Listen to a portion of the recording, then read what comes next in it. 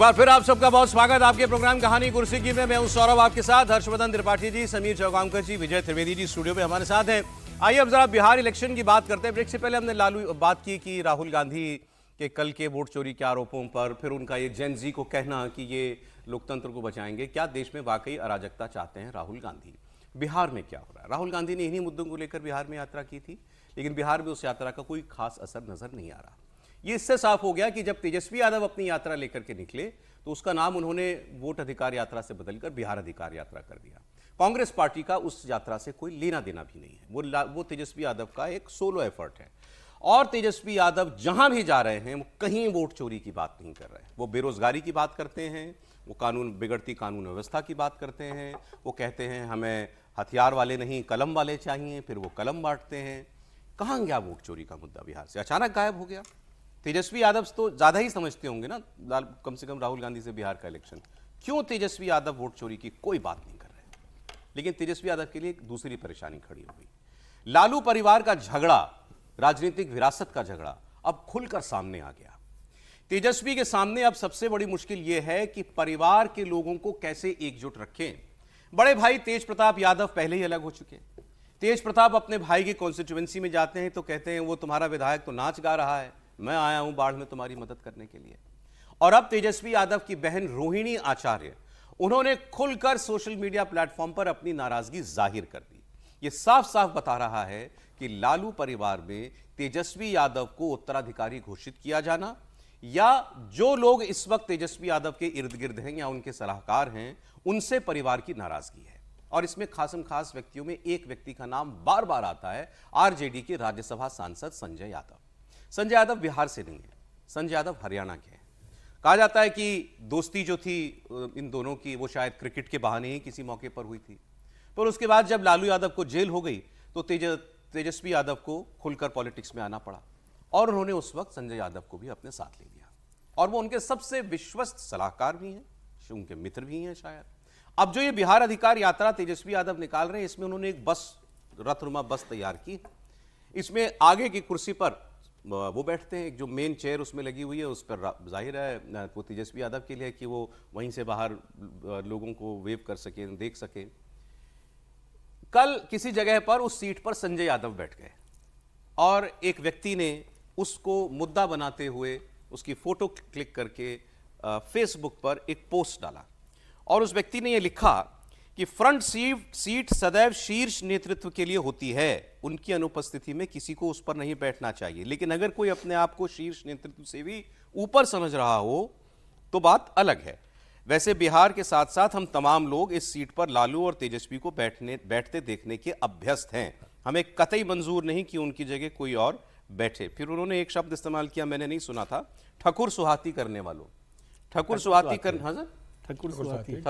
करने वालों, जिन्हें एक दोयम दर्जे के व्यक्ति में विलक्षण रणनीतिकार, सलाहकार, ताड़नहार नजर आता है, उनकी बात अलग है।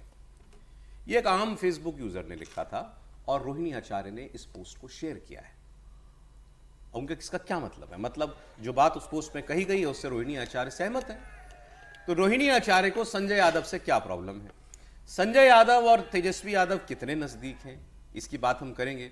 लेकिन यह मुद्दा फिर हाथों हाथ जेडीयू ने उठा लिया। जेडीयू के प्रवक्ता नीरज कुमार ने कहा कि एक बहन अपने भाई के राजनीतिक वजूद के लिए आवाज उठा रही है, इसलिए अब इस पर लालू यादव को फैसला करना चाहिए।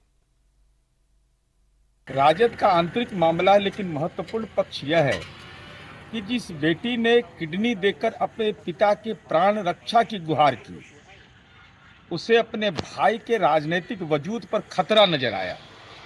भाई बहन का पवित्र संबंध होता है। बहन ने अपनी आंतरिक पीड़ा व्यक्त की।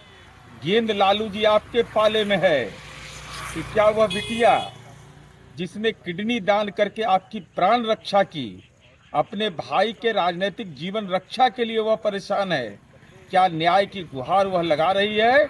क्या न्याय की गुहार में आप पारिवारिक न्यायाधीश हैं?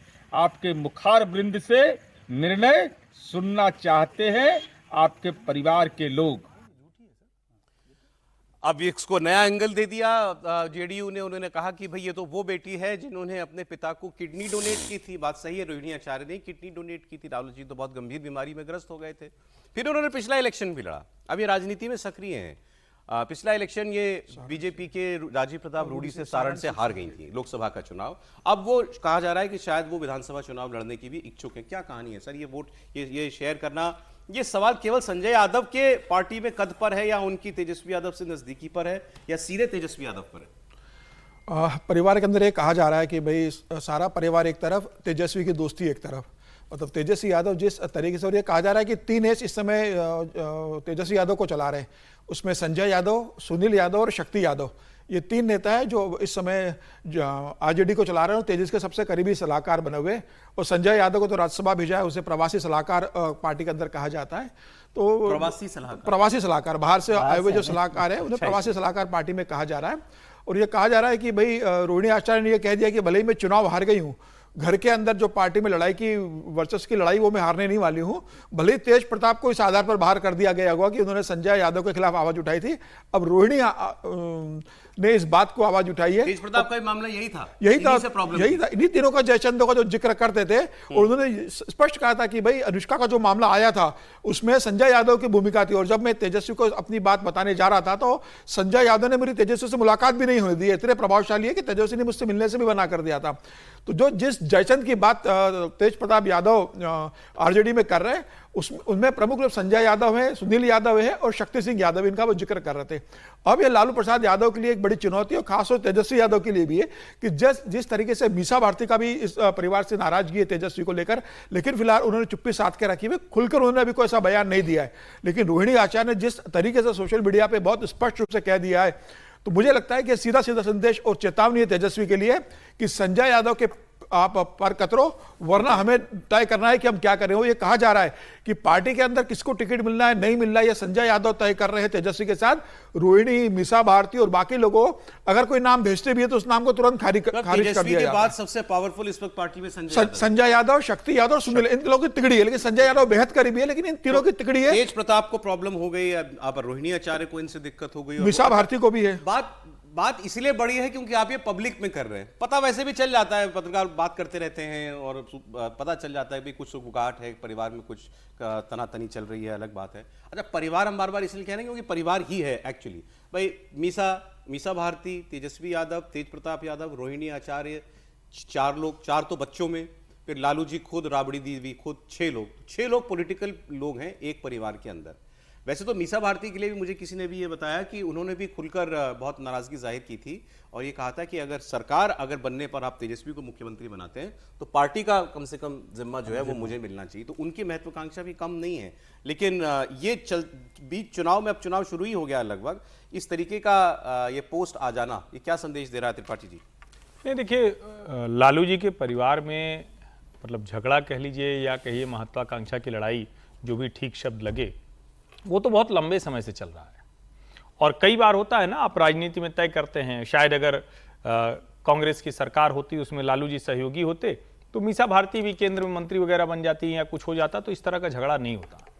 लेकिन तेजस्वी यादव ने जिस तरह से पूरी पार्टी को अपने कब्जे में कर लिया है, हालांकि उसमें मैं कई बार इस वाली थियरी पर सहमत नहीं होता हूं कि कोई किसी के साथ, लोग जो उनके बहुत नजदीकी होते हैं वही सलाहकार होते हैं। और संजय यादव पर आरोप इसलिए क्योंकि वो हरियाणा से हैं। अब शक्ति यादव कितने पावरफुल हैं, जरा आप उसका अनुमान, वो वीडियो बार बार घूम रहा है जो एक कार्यक्रम में जा रहे थे और मनोज झा कुछ बोल रहे थे टीवी पर, तो किसी को अचानक बोले कि मनोज जी चुप हो जाइए, चुप, मनोज जी चुप हो गए। अच्छा, तो अब अगर ये स्थिति किसी की हो जाए, लालू जी स्वयं चाहे जो करते थे, लेकिन किसी और को उन्होंने अपनी पावर ऐसे डेलीगेट नहीं की। यानी हर किसी को लगता है ठीक है भाई, एक के ठिकान। तेजस्वी के साथ क्या मुश्किल, कई और पावर सेंटर बन गए हैं जो तेजस्वी यादव जैसा ही व्यवहार करते हैं। अब उससे अगर पार्टी अच्छी चल रही हो तो ये उनका विषय है, लेकिन अगर परिवार के भीतर से ये होगा तो यकीन मानिए राष्ट्रीय जनता दल के लिए चुनाव में और राष्ट्रीय जनता दल के लिए पार्टी के तौर पर बहुत मुश्किल होने। और एक बात मैं कह दूं, मीसा बहुत मैच्योर हैं, बड़ी होने के नाते शायद उनमें जो एहसास होगा वो सब कुछ है। लेकिन रोहिणी आचार्य अचानक राजनीति में आई हैं। वो आपको ध्यान में होगा कि सिंगापुर अपने से। पिता को किडनी दे दी। सिंगापुर में कई लोग उस पर भी बड़ा टिप्पणी कर दिए थे, हालांकि नहीं करनी चाहिए, लेकिन कर दिया था कि भाई सिंगापुर में कैसे किडनी गई, और सब मतलब बहुत विवाद हुआ था।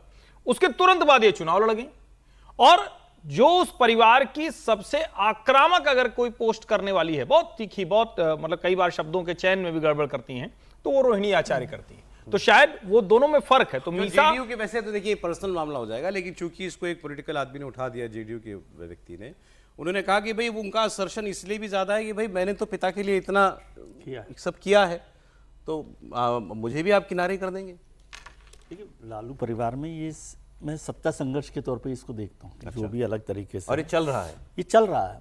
एक पहली पीढ़ी में हुआ था जब वो राबड़ी जी के भाई वगैरह जो थे, साधु यादव, सुभाष और साधु, सुभाष और साधु यादव, तब भी बहुत हुआ था और वो गए थे।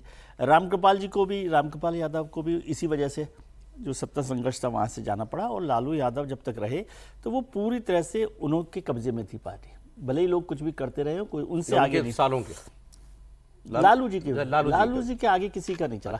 अब तेजस्वी जी के साथ क्या होगा? तेजस्वी अच्छे लीडर हैं और मैं समझता हूँ आरजेडी उनके पास है, और किसी भी पार्टी में जब तक एक लीडर ना हो, मतलब यदि 4 लीडर बन जाएंगे तो थोड़ा सा मुश्किल ही होता, लेकिन वहाँ मीसा पहले से, उनसे भी पहले से राजनीति में है, बड़ी भी हैं, और वो लगातार लगी रही हैं, तो उनका एक सत्ता संघर्ष वहाँ चल रहा है। लेकिन वो समझते हैं कि अभी तेजस्वी आ जाए, उनका काम। रोहिणी को अचानक ये बढ़ गया। तेज प्रताप को लगी रहा था कि भाई मैं बड़ा भाई हूं, मेरे साथ होना चाहिए, वो नहीं हुआ। जैसे जयचंदो का जिक्र किया, वो उन्हीं जयचंदो का जिक्र हमेशा करते रहे जी। अब तेजस्वी के पास कुछ ना कुछ तो सलाहकार सबके पास होते हैं, वो होते ही।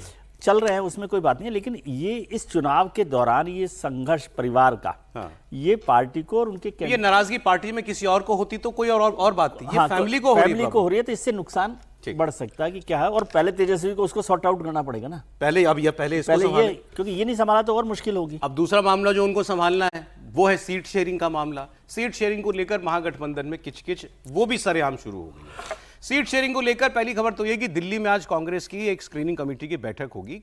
पार्टी इस बार बिहार में 78 सीटें मांग रही है, पिछली बार 70 सीटें थी। कांग्रेस पार्टी 78 सीटों पर अपने कैंडिडेट उतारना चाहती है, लेकिन तेजस्वी यादव, लालू यादव, वो कांग्रेस को इतना सीट तो किसी कीमत पर ना देने वाले और ना वो इसके लिए तैयार हैं। पिछली बार 70 सीटें दी थी, 19 जीते। तो आज तक आरजेडी के लोग कहते हैं कि कांग्रेस के इतने खराब प्रदर्शन की वजह से ही तेजस्वी सत्ता में नहीं आ पाए। 10 सीट भी और होते तो मुख्यमंत्री बन जाते हैं। तेजस्वी यादव जो हैं, अब वो उन्होंने तो खुलकर कुछ सीटों पर नहीं कहा। एक बात उन्होंने कही थी, जब उनसे हमारे साथी नीतीश कुमार चंद्र ने पूछा कि आपको मुख्यमंत्री क्यों नहीं डिक्लेयर कर रहे हैं इन लोग, मतलब मुख्यमंत्री फेस कांग्रेस वाले, तो उन्होंने कहा था कि सीट बंटवारा एक बार हो जाने दीजिए। तो उन्होंने क्लियर कर दिया था कि ये सब सीट बंटवारे की प्रेशर टैक्टिक्स है। अब पिछली बार 70 में 19 पाई कांग्रेस, इस बार 78 सीट मांग रही है। तो इस पर मैं आपको एक रिएक्शन दिखाता हूं। आरजेडी के प्रवक्ता हैं मृत्युंजय तिवारी, ये भी सीनियर लीडर हैं, उनकी बात सुनिए। लोगों को, सभी दलों को ये बात जमीनी हकीकत समझनी पड़ेगी कि धरातल पर किसकी कितनी ताकत है। राष्ट्रीय जनता दल सिर्फ बिहार में चुनाव लड़ती है और झारखंड में। बिहार में सबसे बड़ी ताकत राष्ट्रीय जनता दल है। सिर्फ सीट ले लेने से नहीं होगा, सीट कितना जीत पाते हैं ये देखा जाता है।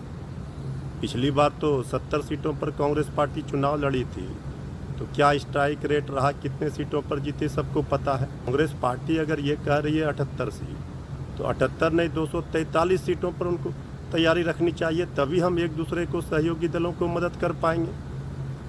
सबको इस बात का एहसास होना चाहिए और सब ये बात जानते हैं कि श्री तेजस्वी यादव जी के चेहरे पर ही 243 सीटों पर वोट मिलेगा। अब मृत्युंजय तिवारी जो हैं, ये एक मुख्य पार्टी प्रवक्ता के तौर पर इनकी आप कह सकते हैं कि भूमिका है। हर मामले पर पार्टी का पक्ष यही रखते हैं। अगर ये बात कह रहे हैं तो मतलब अपनी पार्टी की कमांड्स के भरोसे पर ही कह रहे हैं, नहीं तो इतनी बात जो है वो नहीं कह सकते थे।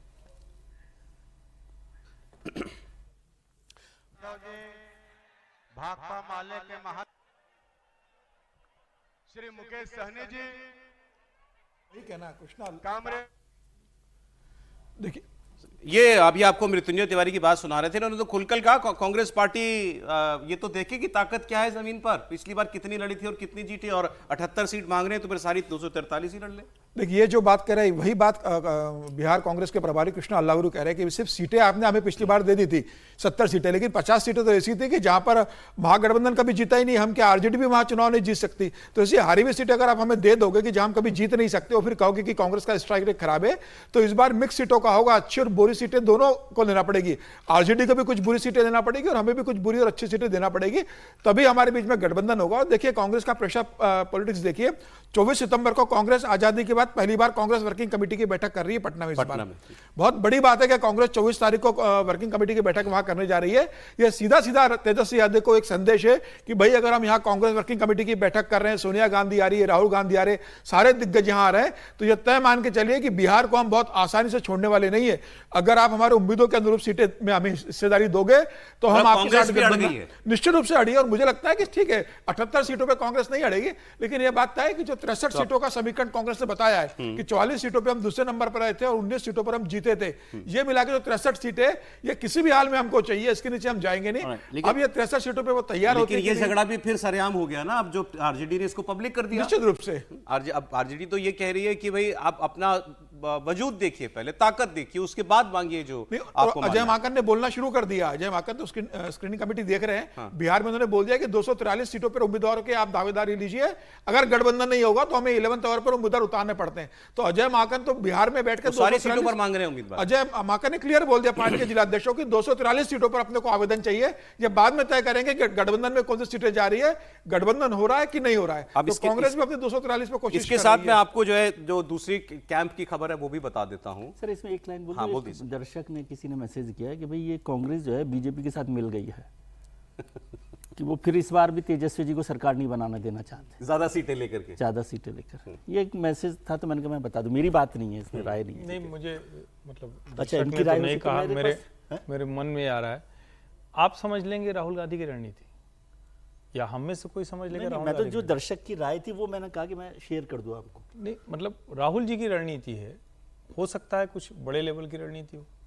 हालांकि रणनीतिक तौर पर ये हम जैसे सामान्य बुद्धि वालों को दिखता है कि ऐसा काम चलते चुनाव में नहीं करना चाहिए। अब चलता चुनाव है ये, अब इसको आप ये नहीं कह सकते कि अभी नोटिफिकेशन अभी आ जाएगा नोटिफिकेशन। ये अब चलता चुनाव है। और कोई अभी तक हम राहुल गांधी के इस काम की प्रशंसा कर रहे थे कि भाई ठीक है अपनी पार्टी को मजबूत करेंगे लालू जी के भरोसे थे जैसे, लेकिन अब आपको पता है कि वहां आपको ताकत देनी, आप ताकत बांटने पे लगे हुए।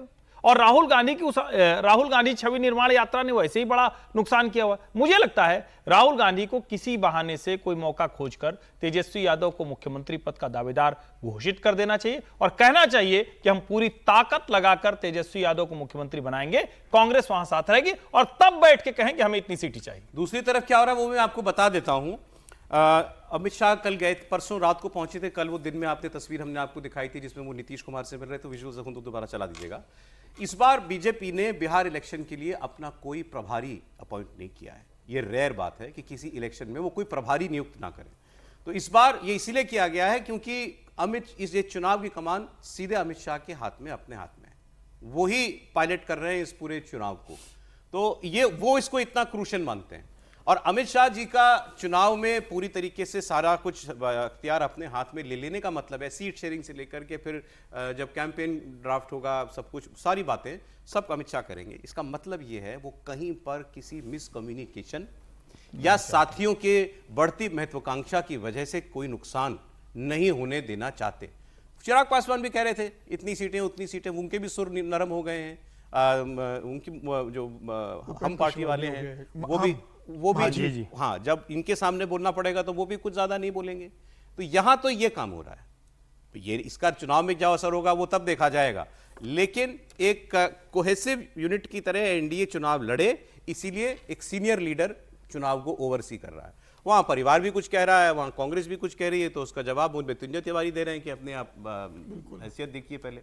देखिए ये एनडीए का मतलब एक ताकत। देखिए अमित शाह और नरेंद्र मोदी जिस तरीके से चुनाव को डील करते हैं, अपने सहयोगी दलों को डील करते हैं, भले ही छोटे सहयोगी दल हो, उनको भरोसे में लेकर चलते हैं और आखिरी में सीटों का जो डिस्ट्रीब्यूशन होता है बहुत आपसी सामंजस्य के साथ निपट जाता है। कल अमित शाह की नीतीश कुमार के साथ बैठक हो गई, बहुत स्पष्ट होगा उस बैठक के अंदर भाई नीतीश कुमार ने कह दिया कि चिराग पासवान को आप संभालिए, वो हमारे बस की बात नहीं, आप देखिए सीटों का करना है। अमित शाह जी ने कहा ठीक है चिराग पासवान को हम देख लेंगे, और बहुत स्पष्ट कर दिया कि कोई बड़ा भाई कोई छोटा भाई नहीं है, एनडीए चुनाव लड़ने जा रहा है, सब मिलकर चुनाव लड़ने जा रहे हैं। और ये भी बता दिया कि भाई 100-102 सीटें में दोनों मिल लड़ेंगे, 100-102 सीटें बीजेपी लेगी, 100-102 सीटें जेडीयू लेगी, बाकी जो 40 सीटें बचेंगी उसमें 20-22 सीटें वो दे देंगे चिराग पासवान को, 7 सीटें मांझी को दे देंगे, बाकी की बची सीटें उपेंद्र कुशवाहा को देंगे। हालांकि कुछ सीटें उन्होंने रिजर्व में रखी है कि अगर मुकेश सहनी का महागठबंधन में सीट शेयरिंग में अगर समझौता नहीं होता है तो 11th आवर में मुकेश सहनी को भी वो लेकर आने की कोशिश कर रहे हैं। तो मुझे लगता है कि एनडीए के अंदर बहुत मैनेज किया हुआ है और आने वाले दिनों में वहां पर बहुत आराम से सीट डिस्ट्रीब्यूशन हो जाएगा। सर एक ब्रेक ले लेते हैं यहाँ पर, ब्रेक के बाद एक नेता ने मुझे कहा कि अमित शाह जी ने ये मैसेज सबको मिलकर दिया है कि इसमें कोई कंफ्यूजन नहीं होना चाहिए, ये एनडीए के चुनाव के तौर पे लड़ा जाए। ये बिल्कुल क्लियर है सर, ये क्लियर है।